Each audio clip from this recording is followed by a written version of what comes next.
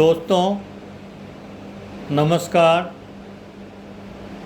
मैं आज आपके साथ इंडोनेशिया और भारत के रिश्ते के संबंध में चर्चा करूंगा। भारत के प्रधानमंत्री अभी 2 दिन 6 से 8 जुलाई तक जो इंडोनेशिया की जो है यात्रा पर थे और उन्होंने जो उस देश के साथ इंडोनेशिया के साथ 20 बड़े द्विपक्षीय समझौता किए, जिसमें आर्थिक मदद, इंफ्रास्ट्रक्चर, एआई, मेडिकल बहुत तरह के हुए। दोनों देशों के औद्योगिक विकास, व्यापार, वाणिज्य, भारत के व्यापार और वहाँ से भी आयात संबंध में काफ़ी चर्चा की और दोनों का जो है राजनीतिक रूप से बड़ा सफल भी कार्यक्रम रहा। वहाँ हमारे प्रधानमंत्री का बहुत जोरदार स्वागत भी किया गया।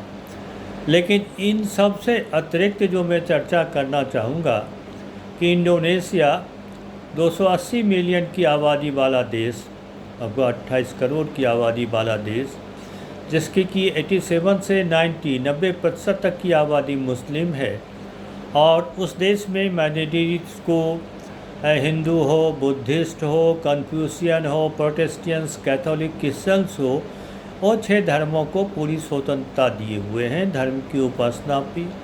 और वहाँ किसी भी धार्मिक स्थल पर कहीं भी किसी तरह का उपद्रव नहीं होता, कहीं जलाया नहीं जाता, कहीं तोड़ा नहीं जाता, जैसे कि भारत के पड़ोस में बांग्लादेश में होता है।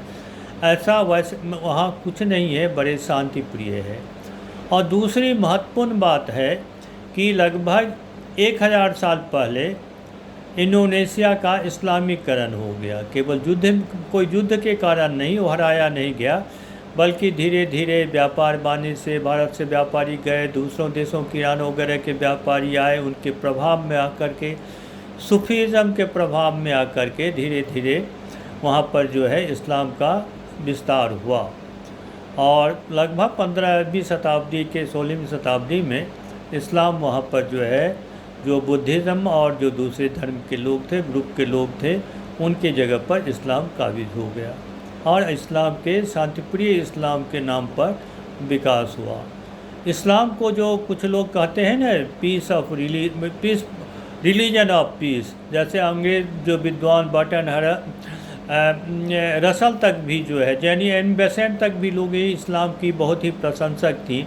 वो कहते आज उनके परिप्रेक्ष्य में देखें तो आज के इस्लाम का नहीं, जो आज पॉलिटिकल इस्लाम है, जो आतंकवाद का बढ़ाना, हिंसा का बढ़ाना, धर्म को ज़बरदस्ती थोपने की बात करते हैं, महिलाओं के अधिकार को कम करने का, बल्कि ऐसे शांतिप्रिय इस्लाम का जो शांतिपूर्ण रह करके दूसरे धर्मों के लोगों के साथ साहित्य में रह करके अपने देश का विकास करना और उसमें सफल रहा। आज इस्लाम कहीं किसी दूसरे देश से युद्ध नहीं लड़ता, किसी भी आतंकवादी गुट को, मिलिटेंट ग्रुप को धर्म प्रचार के लिए या दूसरे हिंसा फैलाने के लिए कोई सहयोग नहीं देता। अतः वो शांति प्रिय है, तो विकसित है। वहाँ किसी भी वहाँ नागरिकों की, किसी भी मुस्लिम की हिंसा में कहीं जान आन नहीं जाती।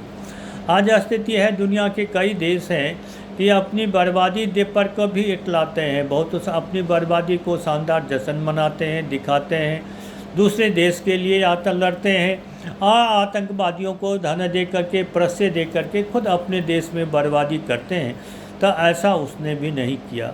और दूसरे देशों की तरह जैसे तालिबान ने जो है बुद्धिज़्म का जो है उनकी जो प्रतिमा को तोड़ दिया, और बहुत देशों में हुआ, हिंदुओं के और क्रिश्चियनिटी वगैरह के जो सांस्कृतिक ऐतिहासिक धरोहर से तोड़ा गया, वहाँ उसको तोड़ा नहीं गया बल्कि बचा के रखा गया। आज भी हिंदू जो वहाँ गर्व करते हैं कि जो लोग भले हुए 2% के लोग हिंदू हैं, वहाँ बाली वगैरह में कई शहरों में वहाँ दुनिया की सबसे बड़ी प्रतिमा भी है, पुराने हजारों साल की मूर्तियाँ, मंदिर भी हैं और उन मंदिरों को संरक्षण दिया गया है। और अभी प्रधानमंत्री मोदी जी के साथ वहाँ के राष्ट्रपति जो खुद मुस्लिम हैं, उन्होंने मंदिरों की यात्रा की और दोनों देश, भारत की जो आर्कियोलॉजिकल सर्वे और उनके देश की यूनिवर्सिटी जो धार्मिक संरक्षण करने वाले हैं, वो मिल करके इन मंदिरों को रख रखाव करना। अनेकात प्रसिद्ध मंदिर तो ऐसे हैं, ब्रह्मानंद मंदिर वगैरह, जो कि अभी 2006 की जो जावा में जो ज्वालामुखी आया, उसके वजह से कुछ कमज़ोर टूट फूट गए थे, उसको सम्मत करने का पर ध्यान दिया और कर रहे हैं। तो ये प्रशंसनीय है कि इस्लाम का जो ये शांति प्रिय रूप है इंडोनेशिया में है, यदि दूसरे देश भी अपनाते तो अच्छा रहता। और इंडोनेशिया के लोग अपनी संस्कृति को जोड़ते हैं, याद रखते हैं। और इंडोनेशिया का तो विमान में भी जो है उसमें गरुड़ की तस्वीर है, भगवान विष्णु की जो वाहन, उसी को इंडोनेशिया वाले अपने विमान में जो है नाम भी रखे हुए हैं, यूज भी करते हैं। और बहुत रामायण की जो अभी भी वहाँ विमोचन किए जाते हैं, वहाँ की भाषा में रामायण महाभारत और गीता का अनुवाद है, लोग उसको संरक्षित कर भी रखते हैं, तो एक सांस्कृतिक धरोहर को बचाते हैं। और भारत के प्रधानमंत्री जो कई मुस्लिम देशों में गए, जहाँ हिंदू संस्कृति, सनातन संस्कृति, बुद्धिस्ट संस्कृति ऐसे कोई भी थे, अब थे जगह अवशेष थे, कुछ बचे थे, उनको संरक्षण का प्रयास किया। और उन्हें देशों में जा कर के भारतीय संस्कृति सनातन को साथ सहयोग भी स्थापित किया और लोगों को बताने का भी कोशिश किया कि हम धार्मिक सद्भाव में रहें, एक दूसरे धर्म को सम्मान दें, तब हम आगे बढ़ सकते हैं, विकसित हो सकते हैं। आज दुनिया की बहुत बड़ी आवश्यकता है। जब अमेरिका के विद्वान के लोग जो थे, कई लोग कहते क्लैश ऑफ सिविलाइजेशन, सभ्यताओं में युद्ध होंगे, संस्कृति में युद्ध होंगे, आज कई देशों में हो भी रहे हैं, लेकिन वैसी स्थिति में भी सभ्यताओं के बीच युद्ध, क्लैश ऑफ सिविलाइजेशन नहीं कर करके इंडिया सभ्यताओं के बीच कॉपरेशन अमॉन्ग द सिविलाइजेशन की बात जो इंडोनेशिया में है वो बहुत ही सराहनीय है। और दुनिया के दूसरे देशों को भी इसके साथ ये अनुकरणीय प्रयास करना चाहिए कि जो दुनिया में शांति और अमन हो।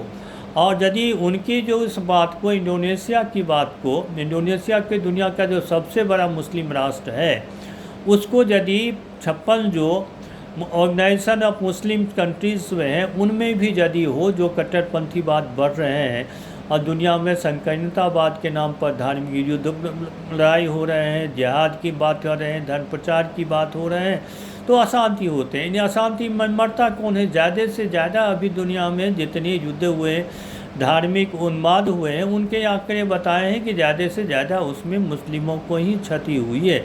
चाहे भारत में भी यदि कश्मीर में उपद्रव किया गया तो ज़्यादा हमारे मुस्लिम भाई मरे हैं।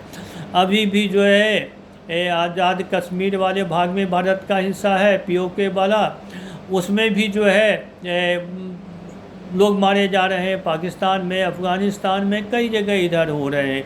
लीबिया वगैरह में भी आपस में ईरान इराक के युद्ध में भी करें, अभी गाजा वाला में इजराइल लेबनान वगैरह के वजह से कितने बार युद्ध हुए, कितनी भी इजराइल से भी कितने बार युद्ध हुए।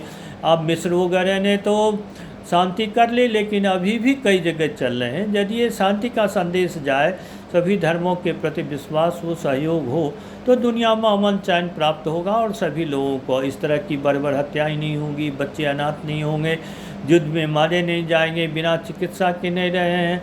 अब युद्ध में जो मकान टूटते हैं, लोग घायल होते हैं, उसकी अधोगति को जो कौन बतावा है, जो भोगा है वही बताया है। थोड़े बहुत में भी थोड़ा जला हुआ तब मालूम एहसास होता है कि ये कष्ट क्या है। और जो लोग ये कष्ट को भोग रहे हैं, गाजा के लोग दूसरे देशों में जो भाग रहे हैं, लेबनान में हो रहा है, इजराइल की भी 1200 लोगों की मौत हुई, बहुत सारे घायल हुए। इजराइल अभी ईरान वाले में 30,000 के लोग मारे गए, 85,000 लोग घायल हुए। तो इस तरह की जो विभेषकाएँ जो है दुनिया में है, और उसको दुनिया में उसकी शांति का यही है कि इंडोनेशिया जो मार्ग दिखा रहा है, एक बहुत बड़ा, सबसे बड़ा मुस्लिम देश शांति और अमन के साथ खुद है, और दूसरे जो धर्मावलंबियों को रहने देते हैं, उनको संरक्षण देते हैं, और सिर्फ अपने विकास पर आदमी के, वहाँ के रहने वाले लोगों को जीवन स्तर सुधारने, उनके स्वास्थ्य के लिए, आमदनी के लिए, शिक्षा के लिए, जीवन की और सब सुविधाएं बहाल करने के लिए। और इंडोनेशिया में जो सड़कों का जाल हो जाता तो हो, ये सब चीज़ों का विकास केवल जनहित के काम, अपने लोगों के काम पर ध्यान दिया जा रहा है। उसने अपने युद्ध में की स्थिति को हथियारों के सप्लाई और बनाने, स्टोर करने में ज़्यादा नहीं, अपने विकास पर ध्यान दिया। लेकिन आज स्थिति है, बहुत सारे देशों में हथियारों को होड़ लगी हुई है, हथियारों को जमा करो और युद्ध करो, अपने भी मरो, दूसरों को भी मारो, और ये सब के सब जो है मानवता की हानि के लिए ही है। मानवता को यदि बचाना है तो हमें इंडोनेशिया जैसे देश, भारत जैसे शांतिप्रिय देश बनना होगा, जहाँ सबके सब जो है सहयोग से रहें, एक दूसरे का सम्मान करें और धार्मिक सद्भाव हो और एक दूसरे धर्म की इज्जत करें। उनके पैगंबर हों, उनके जो भगवान जिनको लोग आराधना करते हैं, उनकी जो पवित्र ग्रंथ है, उनकी जो पवित्र स्थल है, उसको संरक्षण करें। जैसे कि इंडोनेशिया में इस्लाम होने के बाद भी रामायण महाभारत सुरक्षित है। राम और कृष्ण की, जैन बुद्ध की मूर्तियाँ सुरक्षित है। तो ये तो बहुत ही जो है प्रशंसा का विषय है कि इंडोनेशिया ने किया है, और भारत के मोदी जी ने वहाँ जा कर के इस बात को और भी बढ़ाना है और वहाँ आश्वासन भी दिया है कि जो है, जब वहाँ के राष्ट्रपति महोदय ने कहा कि जो हम मंदिर का 26-27 में जो जीर्णोद्धार शुरू कर रहे हैं, तो वो जो 29 तक बन के तैयार हो जाएगा, तो आप इसको आ करके पुनः उस समय हमारे साथ उपस्थित रहें। तो उन्होंने आश्वासन भी दिया है कि मैं आऊँगा और इसमें भाग भी लूँगा। अब इसको राजनीतिक रूप से दें कि अगले बार भी वो चौथी बार भारत के मतदाता उनको जो चुनाव देंगे, बहुमत देंगे, भारत के प्रधानमंत्री होंगे, तभी तो वहाँ जाएंगे मंदिर के लिए। लेकिन जैसे हो, अच्छा सोचना तो अच्छी बात है, और लेकिन भविष्य के लिए यदि हमें पास सुखद स्वप्न है तो अच्छा ही है। लेकिन 29 तक वो बन करके तैयार होगा, और ये इंडोनेशिया और भारत के बीच में जो सांस्कृतिक संबंध हैं और राष्ट्रीय राजनीतिक संबंध हैं, इन सब की प्रगाढ़ता बढ़ेगी। तो इसके लिए मैं इंडोनेशिया के भाई बंधु, मुस्लिम भाई बंधुओं को भी बधाई दूं कि जो हिंदू, बौद्धिस्ट और दूसरे धर्मों के प्रति सहिष्णुता है, अपनी इस्लामिक मेजॉरिटी के बाद उन्हें संरक्षण दे रहे हैं, रखे हैं और बहुत प्यार से रहते हैं, और उनकी जो स्थानों को, पवित्र स्थलों को, पवित्र ग्रंथों को बड़े ही सुरक्षित रखते हैं। तो ये दुनिया में जो है वो बहुत ही प्रशंसा के योग्य हैं। ऐसी है तभी तो वहाँ की जो अब धार्मिक स्थल जो है यूनेस्को की जो संरक्षित जगह में ही माना जाता है।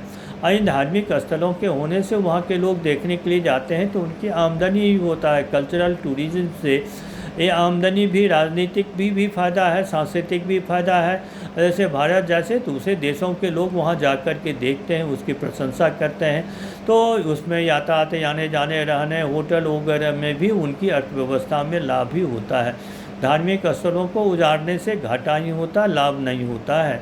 तो इस दिशा में ये इंडोनेशिया का जो प्रयास है प्रशंसनीय है, और भारत के प्रधानमंत्री मोदी ने जो भी इस काम को, सनातन की संस्कृति को वहाँ भी जो है परचम लहराया है, उनके साथ मिलकर के सहयोग से इसको संरक्षित रखने के लिए जो अभियान चलाया है वो प्रशंसा के पात्र हैं।